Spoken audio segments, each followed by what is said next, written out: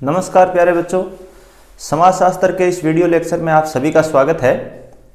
आज हम चर्चा करेंगे समाजशास्त्र की 3 महत्वपूर्ण अवधारणाओं के बारे में। जैसा कि आप बोर्ड पे लिखा हुआ देख पा रहे हैं, आज हम चर्चा करने जा रहे हैं दबाव समूह, हित समूह व राजनीतिक दल पे। आज के इस व्याख्यान में हम दबाव समूह की परिभाषा, हित समूह के साथ उसका सूक्ष्म भेद और राजनीतिक दल की परिभाषा एवं इन अवधारणाओं की विशेषताओं के बारे में चर्चा करेंगे। प्यारे बच्चों, जैसा कि आपको विदित है, भारत एक लोकतांत्रिक देश है और किसी भी देश की शासन व्यवस्था में और उस देश के समाज में विभिन्न प्रकार के समूह पाए जाते हैं, जैसे किसानों का समूह, कामगारों का समूह, सरकारी कर्मचारियों का समूह, अधिकारियों का समूह, व्यवसायियों का समूह व इसी प्रकार से अन्य समूह और उपसमूह व्यवस्था में पाए जाते हैं। इन समूहों की वजह से ही समाज में व्यवस्था बनी रहती है। इसी प्रकार के कुछ समूह होते हैं जो सरकार की नीति और नियमों को अपने पक्ष में ढालने का प्रयत्न करते हैं, अर्थात अपने हित के सदस्यों के अनुरूप उन नियमों को क्रियान्वित करवाने का प्रयास करते हैं। सबसे पहले हम दबाव समूह की 2 महत्वपूर्ण परिभाषाओं के बारे में बात करने जा रहे हैं। सबसे पहली परिभाषा के तौर पे मैं आपका ध्यान S.E. फाइनर द्वारा दी गई परिभाषा पे दिलाना चाहूँगा। S.E. फाइनर महोदय कहते हैं कि दबाव समूह बिना नाम के साम्राज्य हैं जो सरकार के राजनीतिक स्वरूप की चिंता किए बगैर राजनीतिक दलों व नौकरशाही से सौदेबाजी करते हैं। तो S.E. फाइनर ये कहते हैं कि दबाव समूह जो है वो बिना नाम के साम्राज्य है, अर्थात गुमनाम साम्राज्य है। सरकार भी इनको कह सकते हैं कि सरकार में एक समानांतर सरकार का काम करते हैं और सरकार के राजनीतिक स्वरूप की चिंता किए बिना, सरकार के राजनीतिक स्वरूप से उनका अभिप्राय यह है कि सरकार भले ही लोकतांत्रिक व्यवस्था वाली हो या किसी अन्य स्वरूप की हो, अन्य स्वरूप से जैसे कि अधिनायक की सरकार हो या कोई दूसरी शासन व्यवस्था की सरकार हो, उसके स्वरूप की चिंता किए बिना ही राजनीतिक दलों से और नौकरशाही या अफसरशाही के लोगों से सौदेबाजी करते हैं। सौदेबाजी करने से उनका अभिप्राय है कि अपने समूह के सदस्यों के हितों के लिए वो सौदेबाजी करते हैं। तो S.E. फाइनर महोदय ने ये दबाव समूह की परिभाषा दी है। एक और परिभाषा को मैं उद्धृत करना चाहूंगा जो कि रॉबर्ट ए डहल समाजशास्त्र के विद्वान हैं, इनके अनुसार ये परिभाषा दी गई है। रॉबर्ट ए डहल महोदय कहते हैं कि दबाव समूह या हित समूह ऐसा समुदाय है जो कि राज्य द्वारा अपने सदस्यों के लिए लाभदायक नीतियां अपनाए जाने का प्रयत्न करता है। दबाव समूह या हित समूह को ये एक ही मानते हैं। यह एक ऐसा समुदाय है, अर्थात लोगों का एक ऐसा समूह है जो कि राज्य द्वारा अपने सदस्यों के लिए लाभदायक नीतियां अपनाए जाने का प्रयत्न करता है। तो दोनों विद्वानों ने जो परिभाषाएं दी है उनका विवेचन करने से हम ये समझ जाते हैं कि दबाव समूह और हित समूह को कुछ विद्वान एक ही मानते हैं, लेकिन इनमें सूक्ष्म अंतर है। फिर भी दोनों की बहुत मिलती जुलती परिभाषा और अर्थ दोनों विद्वानों ने बताया है। हित समूह अपने समूह के लोगों के हितों के लिए काम करने वाला एक समूह होता है और दबाव समूह भी कमोबेश बिल्कुल यही परिभाषा या इसी अर्थ को लिए हुए होता है। वह भी अपने समूह के जो लोग होते हैं उनके हितों के लिए काम करता है, उनकी भलाई के लिए काम करता है, लेकिन दोनों में सूक्ष्म सा भेद होता है जिसकी हम बाद में चर्चा करेंगे। उपरोक्त परिभाषाओं की चर्चाओं के बाद हम लोग दबाव समूह और हित समूह के अर्थ और परिभाषा में भेद करें तो हम ये मान सकते हैं कि जो हित समूह है जब अपने लोगों के हितों के लिए काम करता है तो उसका काम करने का जो तरीका है वो मान मनोबल का तरीका होता है। मान मनोबल के तरीके से मेरा जो अभिप्राय है वो ये है कि वो परसुएसिव मेथड्स का प्रयोग करता है, अर्थात निवेदन की नीति का काम करता है।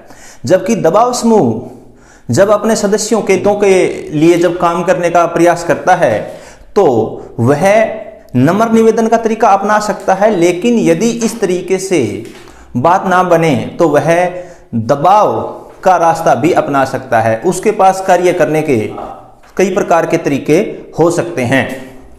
इसके अतिरिक्त हित समूह जो है वो राजनीति से प्रत्यक्ष तौर पर संबंधित नहीं होता है, लेकिन दबाव समूह जो है आमतौर पर उसका राजनीति में दखल अधिक होता है। इसके अतिरिक्त हित समूह और दबाव समूह की प्रवृत्ति एक दूसरे से काफी समान होते हुए भी काफी भिन्न होती है और वह इनकी कार्य प्रणाली में साफ तौर से परिलक्षित होती है। तो इस विवेचन के आधार पे हमें इतना भान हो गया है कि दबाव समूह और हित समूह जो है वो परस्पर भिन्न अवधारणाएं हैं। दबाव समूह दबाव की का रास्ता अपनाते हैं या दबाव की नीति अपनाते हैं, परिणाम स्वरूप इन्हें भ्रष्टाचार का अड्डा भी माना जाता है। लेकिन हित समूह जो है वो दबाव की रणनीति को नहीं अपनाते। दबाव समूह व हित समूह पर चर्चा करने के बाद या उनका अर्थ जानने के बाद हम एक बार राजनीतिक दल का भी थोड़ा सा जिक्र कर लेते हैं। राजनीतिक दल जो होता है वह भी एक प्रकार से एक समूह होता है और समान उद्देश्यों वाले व्यक्तियों का समूह होता है, या ऐसे व्यक्तियों का समूह कह लीजिए जो समान उद्देश्यों के लिए प्रयासरत होते हैं। किंतु दबाव समूह और हित समूह की तुलना में राजनीतिक दल की जो कार्य प्रणाली है वो कहीं अधिक लोकतांत्रिक होती है। राजनीतिक दल के अर्थ की यदि हम बात करें तो इसको हम इस रूप में परिभाषित कर सकते हैं कि राजनीतिक दल जो है वो एक व्यक्तियों का ऐसा समूह है जिनकी कुछ साझी नीतियां और कुछ साझे लक्ष्य और उद्देश्य होते हैं, जिनकी प्राप्ति के लिए वो कार्य करते हैं।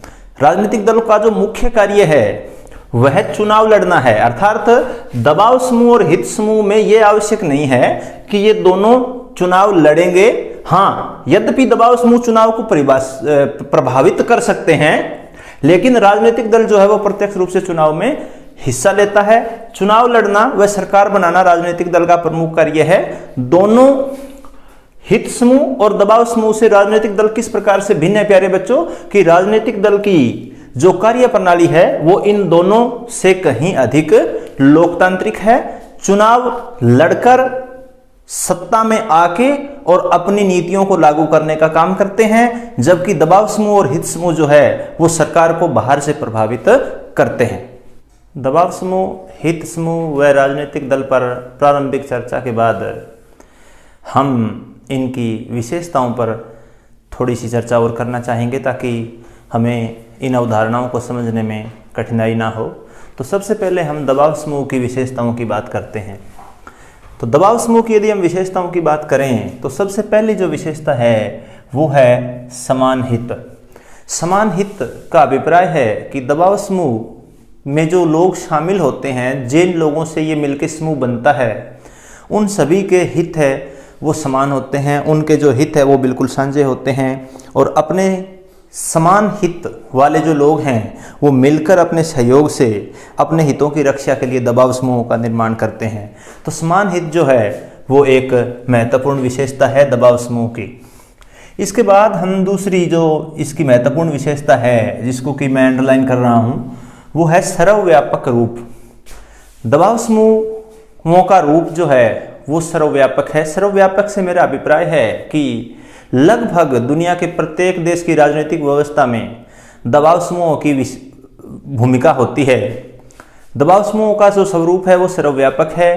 कहीं इनका प्रभाव अधिक होता है तो कुछ देशों में इनका प्रभाव राजनीति में बहुत ज़्यादा होता है, लेकिन कम या अधिक मात्रा में इनका प्रभाव होता जरूर है। तो इस प्रकार से इनका सर्वव्यापक स्वरूप भी इनकी एक महत्वपूर्ण विशेषता है। तीसरी जो विशेषता है वो है संगठन।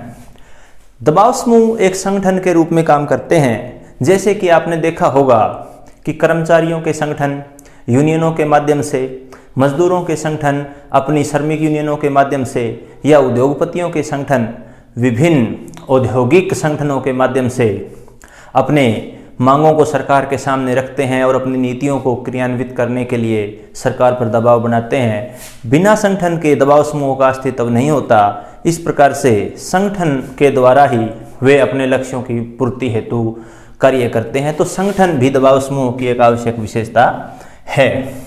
सार्वजनिक नीति को प्रभावित करना, इनकी एक बड़ी विशेषता यह है कि सार्वजनिक नीति को प्रभावित करना, सरकारें अपने कार्य को सुचारू रूप से करने के लिए सार्वजनिक नीतियों का निर्माण करती है और ऐसा नहीं हो सकता कि जो नीति सरकार बनाती है वो सभी वर्गों को संतुष्ट करने वाली हो। हालांकि लोकतांत्रिक देशों में सरकार इस बात का प्रयत्न करती है कि जो नीति सरकार बना रही है वह बहु कल्याणकारी हो या अधिक लोक कल्याणकारी हो। मेरा कहने का अभिप्राय है कि सरकार का यह प्रयास रहता है कि वो नीति अधिक से अधिक लोगों को लाभ पहुंचाने वाली हो, किंतु फिर भी यह असंभव होता है सरकार के लिए और नीति निर्माताओं के लिए, नौकरशाही के लिए, कि सभी वर्गों के हितों को संतुष्ट कर पाए। तो दबाव समूह जो होते हैं वो उस सार्वजनिक नीति की निर्माण प्रक्रिया को प्रभावित करना चाहते हैं और जाहिर सी बात है कि इस नीति निर्माण प्रक्रिया को प्रभावित करने के पीछे उनका मंतव्य होता है अपने समूह को अधिक से अधिक लाभ दिलवा पाना, अपने समूह के पक्ष में अधिक से अधिक नीतियां बनवा पाना, अपने समूह के पक्ष में अधिक से अधिक नीतियों को लागू करवा पाना, जिनसे कि उनका जो समूह है उसको अधिकतम लाभ की प्राप्ति हो। तो सार्वजनिक नीति को दबाव समूह है वो प्रभावित करते हैं। इसके बाद एक महत्वपूर्ण विशेषता है उनकी उत्तरदायित्व का अभाव। उत्तरदायित्व का जो अभाव है जिसकी मैं बात कर रहा हूं, उत्तरदायित्व का अभाव से अभिप्राय है कि जो दबाव समूह है वो किसी भी राजनीतिक प्रक्रिया के लिए, भले ही वो लोकतांत्रिक प्रक्रिया हो, भले ही वो अलोकतांत्रिक प्रक्रिया हो, उसके लिए उत्तरदायी नहीं है, न ही उसे किसी भी प्रकार से उत्तरदायी ठहराया जा सकता है। वह केवल सरकार पर दबाव बना करके अपने हितों को साधने का प्रयत्न करता है और उसके लिए वो उत्तरदायी नहीं है। तो दबाव समूह की मुख्य विशेषता है कि उसमें उत्तरदायित्व का अभाव पाया जाता है। और एक और बड़ी विशेषता है निर्दलीय। निर्दलीय का अर्थात है कि दबाव समूह किसी भी दल के सदस्य नहीं होते। हाँ, अप्रत्यक्ष रूप से अपने समूह को छोड़ने के बाद वो किसी दल के साथ जा सकते हैं, या कई बार ऐसा होता है कि जैसा कि हमने देखा हो कि कोई पुराना कर्मचारी नेता या कोई मजदूर नेता या किसान नेता दल को अपना लेता है या दल में शामिल होकर के अपना राजनीतिक करियर बनाता है, लेकिन आमतौर पर जब तक वो दबाव समूह में रहते हैं, दबाव समूहों की प्रकृति है वो निर्दलीय होती है। दबाव समूहों के सदस्य किसी दलों के सदस्य नहीं होते और किसी भी दल के जब सदस्य नहीं होते तो वो केवल अपने समूह के हितों की बात करते हैं। तो निर्दलीय प्रकृति इनकी होती है। इसके बाद है संवैधानिक मान्यता रहित या अभाव। संवैधानिक मान्यता का अभाव, संवैधानिक मान्यता का अभाव। तो जो दबाव समूह होते हैं उन्हें किसी भी प्रकार के संवैधानिक संस्थाओं से मान्यता नहीं मिली होती। हालांकि उनका प्रभाव होता है, उनके प्रभाव को नकारा नहीं जा सकता, लेकिन संवैधानिक तौर पर उनकी कोई मान्यता नहीं होती। अब हम बात करते हैं हित समूहों की विशेषताओं के बारे में, जिसकी बहुत सी कुछ विशेषताएं इनसे मिलती जुलती है, लेकिन जैसा कि मैंने व्याख्यान के प्रारंभ में कहा था कि इनमें सूक्ष्म भिन्नता है, थोड़ी सी भिन्नता है। बहुत से लोग इनको एक ही समझते हैं, लेकिन इनमें थोड़ी सी भिन्नता है। उस भिन्नता की भी हम बात करेंगे, समानता की भी हम बात करेंगे। इसमें वर्ग हित की बात होती है। जो हित समूह होते हैं वो अपने वर्ग के हित के लिए कार्य करते हैं, ऐसी इनकी विशेषताएं हैं। अपने वर्ग के हितों के लिए वो कार्य करते हैं। दबाव समूह भी वैसे अपने वर्ग के लिए ही काम करते हैं, उनका भी समान हित होता है। संगठन, जो कि दबाव समूह की भी एक विशेषता है, हित समूह की भी एक विशेषता है और राजनीतिक दलों की भी एक विशेषता रहेगी। तो जो संगठन है वो भी हित समूह के लिए आवश्यक है। किसी न किसी रूप में ये अपना संगठन बनाते हैं। संगठन बना करके अपने जो समूह है उनके लोगों के हितों के लिए कार्य करना ये प्रारंभ करते हैं। यहाँ जो मैं दबाव समूह से हित समूह के अंतर की जहाँ बात कर रहा था कि एक अंतर की जो बात करते हैं, वो अंतर की यहाँ विशेषता आपको देखने को मिलेगी, विनम्र प्रकृति। जो दबाव समूह की अपेक्षा हित समूह की जो प्रकृति है वो विनम्र है। अर्थात दबाव समूह जो है वो राजनीतिक प्रक्रिया को प्रभावित करते हैं, फिर शासकीय प्रक्रिया को प्रभावित करते हैं, लेकिन हित समूह जो है वो शासन से अपने समूह के पक्ष में नीतियां लागू करवाने का प्रयत्न मात्र करते हैं। इसके अतिरिक्त इनकी एक और विशेषता है प्रेरक साधनों का प्रयोग। प्रेरक साधनों का प्रयोग किस रूप में करते हैं? अपने समूह के हितों की मांगों को लागू करवाने के लिए प्रेरक साधनों का प्रयोग करते हैं। प्रेरक साधनों से मेरा अभिप्राय है कि परसुएसिव मेथड्स अर्थात विनम्रता की नीति है, निवेदन की नीति है। जबकि दबाव समूह में हम जानते हैं, हमने देखा भी है कि वो विभिन्न धरनों, हड़तालों या उग्र प्रदर्शनों के माध्यम से भी अपनी मांगों को मनवाने का प्रयत्न करते हैं। लेकिन हित समूहों के जो साधन होते हैं, उनके जो प्रयास होते हैं, वो प्रेरक साधन होते हैं, परसुएसिव या विनम्र निवेदनात्मक तरीके से वो काम करते हैं। निवेदनात्मक तरीके का उदाहरण मैं आपको देना चाहूँगा, जैसे कि ज्ञापन देना शासन के अधिकारियों को, राजनेताओं के साथ वार्ताएं करना, तो ये इनमें ज़्यादा विश्वास करते हैं। दबाव समूह भी हालांकि इन चीज़ों में तो विश्वास करते ही हैं, लेकिन फिर भी आवश्यकता पड़ने पे वो उग्र प्रदर्शन, धरना, हड़तालें इत्यादि करते हैं, जिनके अंदर कई बार नुकसान हो जाता है। तो यहाँ हमने दबाव समूह की विशेषताओं की बात की, हित समूह की विशेषताओं की बात की। हमने दबाव समूह और हित समूह में जो सूक्ष्म अंतर है उस अंतर को जाना, इसकी समानताओं को भी जाना। अब समानताओं पे मैं थोड़ा सा एक बार आपको दोहराई करवा देता हूं। समानताएं दोनों में है, दोनों में समान हित है, अपने अपने वर्गों के हितों के लिए काम करते हैं, संगठन दोनों में पाया जाता है, सार्वजनिक नीति को दोनों ही प्रभावित करना चाहते हैं। तो ये जो है वो समानता की बात है। लेकिन यदि हम भिन्नता की बात करें तो भिन्नता की बात में यदि यहां हम इन 2 पॉइंट पे बिंदु नंबर 3 और बिंदु नंबर 4 पे यदि हम बात करें तो विनम्र प्रकृति होती है इनकी, हित समूह की, और इनका जो है वो प्रेरक साधनों का प्रयोग करते हैं। लेकिन दबाव समूह हमेशा ही प्रेरक साधनों का प्रयोग करेंगे, ऐसा आवश्यक नहीं है।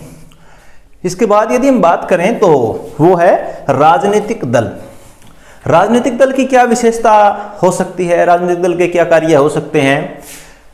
सबसे बड़ी जो विशेषता है वो ये है कि समान लक्ष्य व उद्देश्य होते हैं। कुछ विशिष्ट समान लक्ष्य होते हैं। कुछ लोग एक समूह बनाते हैं, वो लोग ये सोचते हैं कि उनकी विचारधारा क्या होगी, उनकी विचारधारा की दिशा क्या होगी, उन्होंने क्या लक्ष्य रखे हैं अपने क्षेत्र के विकास के लिए, राज्य के विकास के लिए या देश के विकास के लिए, और उन लक्ष्यों और उद्देश्यों को आगे लेकर के वो समूह आगे बढ़ता है। तो और उसमें ऐसा करने से एकरूपता भी आती है। तो सबसे बड़ी विशेषता उनकी कि उनके लक्ष्य जो होते हैं वो समान होते हैं, उद्देश्य बड़े समान होते हैं। दूसरी जो महत्वपूर्ण विशेषता है जिसको कि मैं आपको जरूर अवगत कराना चाहूंगा, वो इन दोनों से भी थोड़ी भिन्न है, दबाव समूह से और हित समूह से भिन्न है। चुनावी राजनीति, ये इनकी महत्वपूर्ण विशेषता है। चुनावी राजनीति में राजनीतिक दल जो है बढ़ चढ़ करके हिस्सा लेता है। जैसा कि नाम से स्पष्ट है, राजनीतिक दल अर्थात राजनीति के अंदर वो भाग लेगा, राजनीति में होने वाले चुनाव में भाग लेगा।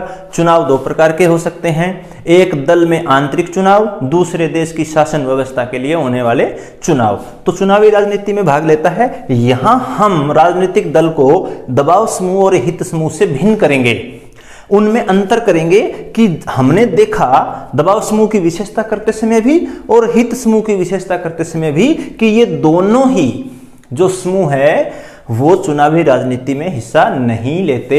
हाँ, ऐसा हो सकता है कि वो चुनावी राजनीति पर प्रभाव जरूर डालते हों, लेकिन ये प्रत्यक्ष रूप से राजनीति में हिस्सा लेते हैं, सरकार का निर्माण करते हैं। तो अभी हम चर्चा कर रहे थे कि ये कुछ ऐसे व्यक्ति या कुछ ऐसे विचारधारा के लोग जिनके लक्ष्य या उद्देश्य समान होते हैं, वो मिलकर राजनीतिक दल का निर्माण करते हैं और अपने उन्हीं लक्ष्यों और उद्देश्यों को ये जब परिणाम तक पहुंचाते हैं तो उसके लिए ये सरकार का निर्माण करते हैं और या सरकार का निर्माण करना चाहते हैं। तो सरकार का निर्माण भी ये लोग करते हैं। इसके बाद इनकी जो बड़ी विशेषता है जिसको कि मैं सर्कल कर रहा हूं, यह है सार्वभौमिकता। जैसा कि हमें पता भी है कि विश्व में विभिन्न प्रकार की दलीय व्यवस्था पाई जाती है। कुछ देश हैं जिनमें एक दलीय शासन व्यवस्था है। उदाहरण के तौर पे मैं चीन का नाम लेना चाहूँगा, जहाँ एक ही पार्टी है, कम्युनिस्ट पार्टी ऑफ चाइना, उसी की सरकार बनती है, लोगों को उसी पार्टी को मत देना होता है। कुछ ऐसे देश हैं जिनमें द्विदलीय शासन व्यवस्था है, जहाँ सिर्फ दो ही पार्टियाँ हैं। उदाहरण के तौर पे मैं अमेरिका का उदाहरण देना चाहूँगा। संयुक्त राज्य अमेरिका में दो ही पार्टियाँ हैं, रिपब्लिक पार्टी और डेमोक्रेटिक पार्टी। और कुछ ऐसे देश हैं जिनमें बहुदलीय शासन प्रणाली है, जहाँ अधिक राजनीतिक दल होते हैं। उदाहरण के तौर पे मैं अपने देश भारत का उदाहरण देना चाहूँगा। कहीं अधिक दल हैं, कुछ दल हमारे क्षेत्रीय दल हैं, कुछ राष्ट्रीय दल हैं। तो यहाँ ये उदाहरण दे करके मैं आपको जो कहना चाहता हूँ वो ये कहना चाहता हूँ कि भले ही किसी भी प्रकार की राजनीतिक व्यवस्था हो, लेकिन इनकी जो विशेषताएं हैं वो सार्वभौमिकता है। अर्थात राजनीतिक दल आधुनिक समय में जहाँ कि ज़्यादातर देशों में लोकतांत्रिक व्यवस्था है, वहाँ राजनीतिक दलों का होना आवश्यक है, भले ही उस देश में किसी भी प्रकार की राजनीतिक व्यवस्था को अपनाया गया हो, चाहे तो एक दलीय व्यवस्था हो, द्विदलीय हो या बहुदलीय व्यवस्था हो। तो सार्वभौमिकता अर्थात हर जगह राजनीतिक दल विद्यमान है। यहाँ हम जो बात करना चाहते हैं सार्वभौमिकता की, हमने बात की थी, वो सर्वव्यापक रूप और सार्वभौमिकता ये लगभग दबाव समूह के साथ इसकी समानता है। इसके बाद उत्तरदायित्व की भावना। उत्तरदायित्व की भावना की यदि हम बात करें तो जहां दबाव समूह में उत्तरदायित्व की भावना का अभाव पाया जाता था, अर्थात दबाव समूह जो है वो विशेष रूप से किसी के भी प्रति उत्तरदायी नहीं होते हैं, वहां राजनीतिक दलों में उत्तरदायित्व की भावना पाई जाती है।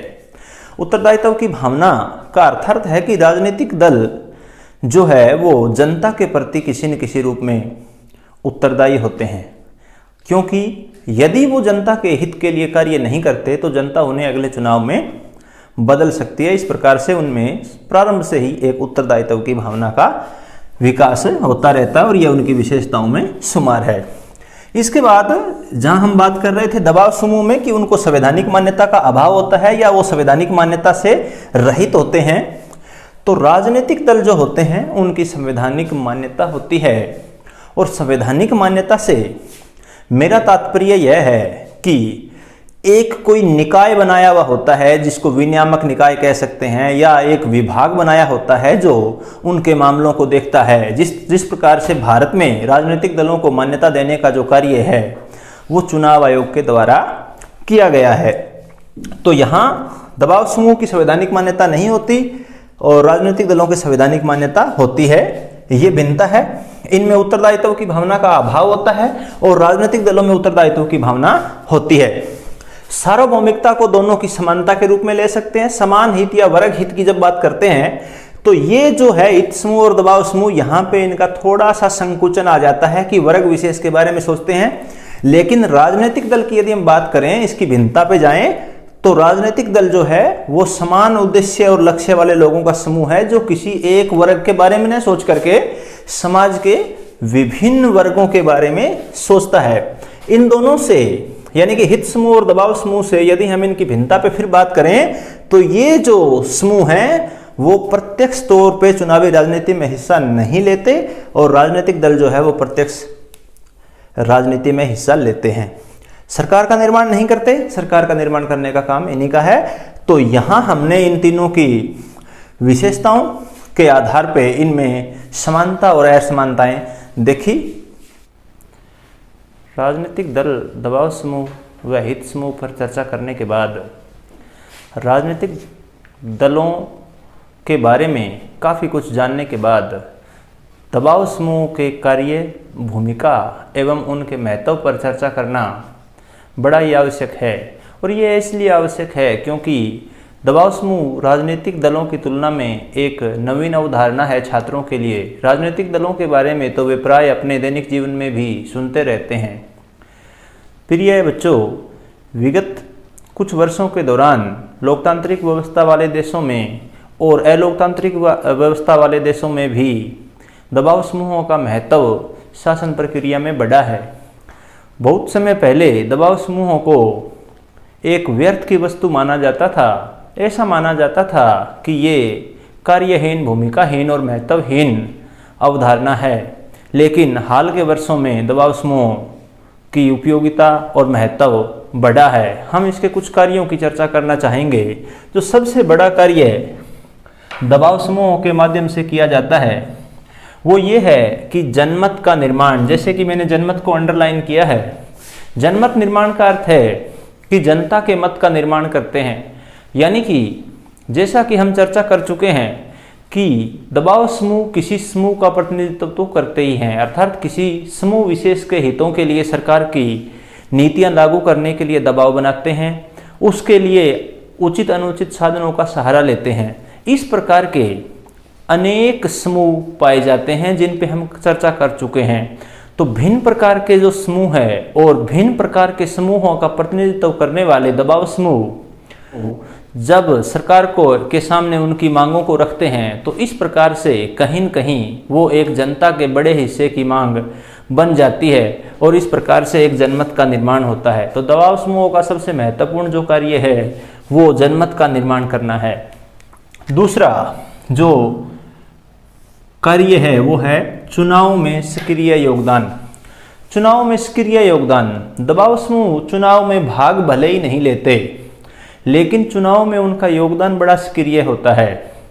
चुनाव लड़ने वाले समस्त राजनीतिक दलों को अनजाने में या नेपथ्य में, पृष्ठभूमि में इस बात का ध्यान रखना होता है कि दबाव समूहों की आवश्यकता क्या है, दबाव समूहों की मांग क्या है और दबाव समूहों के लक्ष्य क्या हैं। तो कहीं न कहीं राजनीतिक दल जाने अनजाने में दबाव समूहों के जो समूह हित है उनको अपने घोषणा पत्र में या नीतियों में स्थान देते हैं। इस प्रकार से दबाव समूह जो है वो चुनाव प्रक्रिया में सक्रिय योगदान देते हैं।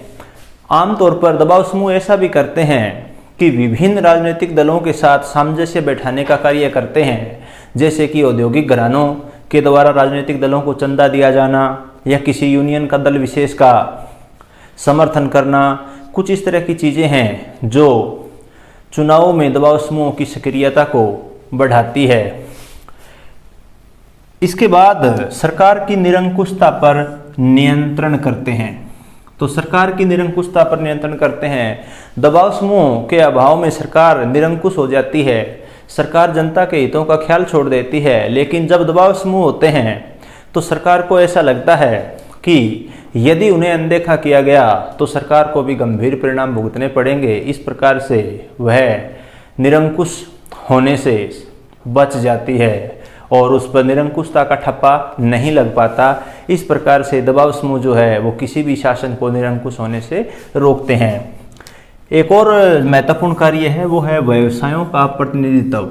जैसा कि हम चर्चा कर चुके हैं कि विभिन्न व्यवसाय के समूह बने होते हैं और वे सरकार पे दबाव बनाते हैं, जैसे कि उद्योगपतियों का समूह, कामगारों का समूह, कर्मचारियों का समूह, उच्च वर्ग के नौकरशाहों का समूह, किसानों का समूह। ये सरकार पर अपने मांगों के लिए जिस प्रकार से अपने लक्ष्यों को साधने के लिए दबाव बनाते हैं, उससे सरकार में विभिन्न व्यवसायों का प्रतिनिधित्व होता है। सरकार कोशिश करती है कि उसके मंत्रिमंडल में, उसके नीति निर्माण वाली समितियों में इन व्यवसायों को उचित स्थान मिले और सरकार ऐसा इसलिए करती है ताकि उसे बाद में दबाव समूहों के विरोध का सामना ना करना पड़े। तो हमने दबाव समूह, हित समूह व राजनीतिक दलों की समानताओं असमानताओं की चर्चा की, उनके अर्थ की चर्चा की, विशेषताओं की हमने चर्चा की और इसके अतिरिक्त हमने दबाव समूहों के कार्यों की चर्चा की। यदि हम दबाव समूहों के गुण और अवगुण की भी चर्चा करें तो लिखने की आवश्यकता नहीं है कि दबाव समूहों के जो गुण हैं वो राजनीतिक शिक्षा या राजनीतिक जागरूकता प्रदान करना। दबाव समूहों का सबसे बड़ा गुण लोकतंत्र में यह है कि यह एक विशेष वर्ग को राजनीतिक शिक्षा प्रदान करता है, उसमें राजनीतिक चेतना का संचार करता है और फलस्वरूप वो अपने समूह से जुड़ते हैं। वह सरकार के पक्ष में या विपक्ष में अपनी मांगों के लिए संघर्ष करते हैं। इसके बाद यह है कि विशेषज्ञों द्वारा प्रचार किया जाता है। दबाव समूह की नीतियों का अपने समूह के लोगों के मध्य, दबाव समूह में कुछ जो विशेषज्ञ सदस्य होते हैं वो उनकी नीतियों का प्रचार करते हैं और उन प्रचार के माध्यम से समूह के लक्ष्यों को स्पष्ट करने का कार्य करते हैं। इसके अतिरिक्त इसका गुण यह भी है कि यह विशेष वर्ग के हितों की रक्षा करता है। एक वर्ग विशेष के लोगों को सरकार में प्रतिनिधित्व दिलाता है, उसके हितों को सरकार के द्वारा या विपक्ष में रहते हुए सरकार पे दबाव बना करके उसके हितों की रक्षा करने का काम करता है। तो ये दबाव समूह के प्यारे बच्चों कुछ गुण हैं, कुछ लाभ है किसी भी शासन व्यवस्था में, लेकिन जिस वस्तु के लाभ होते हैं या जिस लाभ के साथ साथ उसकी कुछ हानियां भी होती है, तो इसकी आलोचना हम कह सकते हैं, इसके दोष हम कह सकते हैं, या दबाव समूह की कमियां हैं वो हम कह सकते हैं। वो क्या हो सकती है? तो दबाव समूह की जो सबसे बड़ी जो आलोचना है वो इस आधार पर की जाती है कि दबाव समूह जो है वो अप्रजातांत्रिक होते हैं, अर्थात लोकतंत्र का उनमें अभाव होता है। बच्चों, जैसा कि आप जानते हैं कि आधुनिक समय में लोकतांत्रिक शासन व्यवस्था जो है वो एक पसंदीदा शासन व्यवस्था के रूप में उभरी है। ऐसी व्यवस्था में अप्रजातांत्रिक संगठनों का होना कहीं न कहीं लोकतांत्रिक प्रक्रिया पर सवाल खड़ा करता है। तो इन पर जो सबसे बड़ा आरोप या इनका जो सबसे बड़ा अवगुण है वो ये है कि अप्रजातांत्रिक होता है। और दूसरी जो सबसे बड़ी कमी या दबाव समूह का जो दूसरा सबसे बड़ा अवगुण जिसको हम कहें वो ये है कि साधारण जनता के हितों की उपेक्षा करते हैं। ये जो आलोचक दबाव समूहों पर इस बात का आरोप लगाते हैं कि जब दबाव समूह किसी वर्ग विशेष के हितों की रक्षा करते हैं तो कहीं न कहीं किसी दूसरे वर्ग के हितों की उपेक्षा हो जाती है। मान लीजिए कि सरकार ने कोई एक कानून बनाया है जिसमें किसी वर्ग विशेष के हितों को अनावश्यक फायदा पहुंचा है, तो यह बात जग जाहिर है कि उससे जरूर किसी न किसी दूसरे वर्ग के हितों को दबाया भी गया होता है। तो ये आलोचकों का सबसे बड़ा इस पे आरोप है कि साधारण जनता के हितों की उपेक्षा होती है किसी वर्ग विशेष को लाभ पहुंचाने के चक्कर में। और इसका जो एक और अवगुण है वो है भ्रष्ट आचरण। जैसा कि हम पहले भी चर्चा कर चुके हैं कि अपने सदस्यों की जायज़ नाजायज़ मांगों को मनवाने के लिए दबाव समूह जो है वो उचित और अनुचित तरीकों का सहारा लेते हैं। मान मनोबल से लेकर के ज्ञापन देने से लेकर के उग्र हड़तालें, धरने, प्रदर्शन, सार्वजनिक संपत्ति को नुकसान इत्यादि जो उपाय दबाव समूहों के द्वारा किए जाते हैं, तो इस प्रकार से उनका जो आचरण है वो भ्रष्ट हो जाता है। वे न केवल इन तरीकों का उपयोग करते हैं बल्कि कई बार वह नौकरशाही या राजनीतिक दलों के लोगों को घूस इत्यादि देने का भी कार्य करते हैं। तो प्यारे बच्चों, आज के इस व्याख्यान में हमने 3 महत्वपूर्ण अवधारणाओं को स्पष्ट करने का प्रयत्न किया है, जिसमें दबाव समूह, हित समूह, जिनको कि फाइनर महोदय ने लॉबी का भी नाम दिया है और अज्ञात साम्राज्य का नाम दिया है।